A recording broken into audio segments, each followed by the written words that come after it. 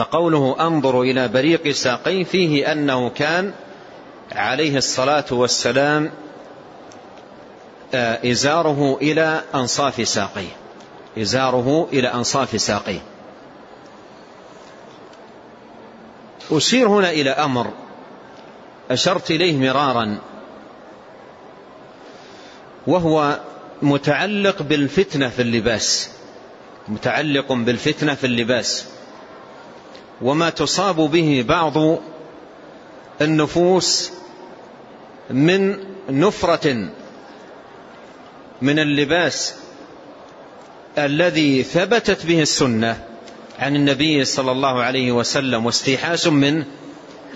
وإقبال على اللباس الذي يفد من الغرب مهما كانت صورته مزرية.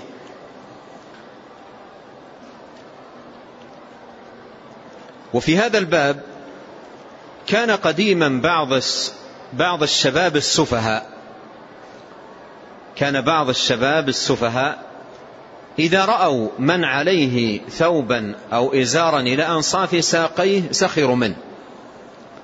وتهكموا بهيئته.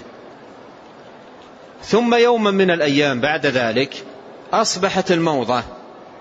في بلاد الغرب لبس البنطال إلى الركبة، لبس البنطال إلى الركبة، فخرجوا في الشوارع بالبناطيل إلى الركبة، وأصبحت الموضة حديثة راقية يشاد بها ويفتخر بها. ثم إن الغرب أيضا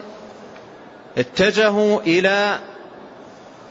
هذا البنطال الذي إلى نصف الركبة بتقطيعه تقطيعا عشوائيا، تقطيعا عشوائيا، فقلدهم هؤلاء الشباب ولبسوا بناطيل ضيقة مشرشرة من الأسفل بشكل عشوائي. فهذا يدل على مرض القلوب، مرض القلوب. يكون القلب الممرض يعمى عن الحق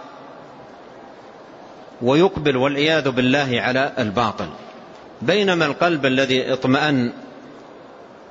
إلى أن هدي النبي عليه الصلاة والسلام هو خير الهدي وأتمه وأكمله، فإن صدره ينشرح للخير ويعرض عن الشر بتوفيق من الله سبحانه وتعالى ومن